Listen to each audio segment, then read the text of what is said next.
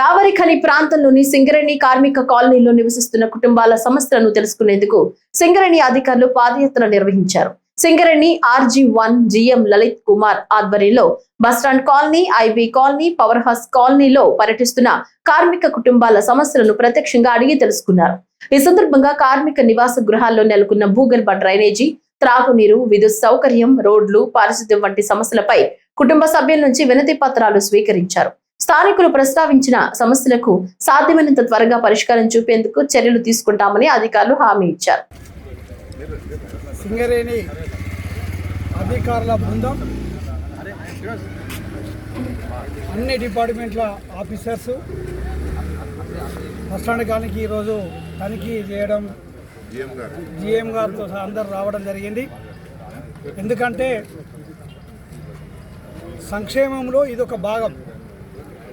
Safety అనేది మైండ్స్లో చెప్తున్నాం. శుభ్రత, సౌకర్యాలు ఉండాలన్న ఉద్దేశంతో బస్తీలలో ఈరోజు సింగరేణి RG1 అధికారులందరూ కూడా ఇక్కడికి రావడం జరిగింది. వారికి ప్రత్యేకంగా బస్టాండ్ కాడ నుంచి ధన్యవాదాలు తెలుపుతున్నాం. గతంలో కొన్ని ఓరల్గా చేయడం జరిగింది, డ్రైనేజీ కొంత చేయడం జరిగింది, ఇంకా కొంత ఉంది. వాటరు విషయం అయితేంది, రోడ్డు విషయం అయితేంది, చాలా వరకు కొన్ని జనరల్గా అవుతున్నాయి.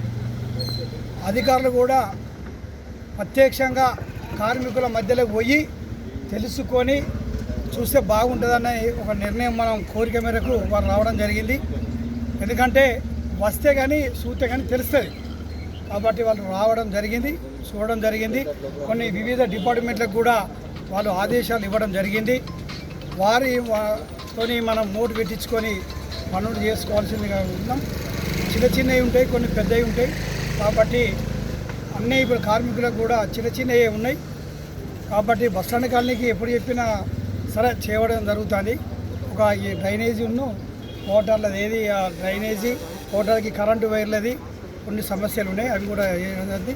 ఇంకోటి, ఈ బస్టాండ్ కాలనీ కార్మికులకు, కార్మిక సతీమణులకు కూడా అందరికీ తెలియనిది ఏంటంటే పరిశుభ్రతగా మన అందరి బాధ్యత. శుభ్రంగా ఉంటేనే దోమలు కానీ స్మెల్ కానీ రాదు. కాబట్టి మన కోరిక మేరకే ఈ కుండీలు రోడ్డు మీద ఉంటే మొత్తము కుక్కలు, పందులు వస్తే రోడ్డు మీదకి వచ్చేది. చెప్పంగానే వాళ్ళు గోడ పెట్టించి మనకు ఎలాంటి ఇబ్బంది లేకుండా చేయడం జరిగింది. ఒకటి, వెనక ఎవరు కానీ చెత్త కానీ ఏది కానీ వేయకుండా మీరు ఏదైతే డస్ట్బిన్ ఉందో ఆ డస్ట్బిన్లు వేసి ఇంటింటికి రిక్షా అవుతుంది కాబట్టి ఆ రిక్షాలో వేయాలని చెప్పి మన అధికారులు, మన వాళ్ళు కూడా ఆదేశాలు ఇచ్చారు.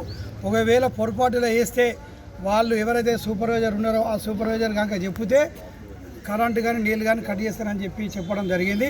కాబట్టి వారు మనకు ఆదేశాలు ముందే ఇచ్చారు. కాబట్టి మనం ముందే పరిశుభ్రంగా మన బస్టాండ్ కాలనీ పరిశుభ్రత ఉంచుకొని మనం వాటర్ కానీ కరెంటు కానీ అన్ని వేళలో ఉండేటట్టు మనం చూసుకునే బాధ్యత మన పైన ఉంది.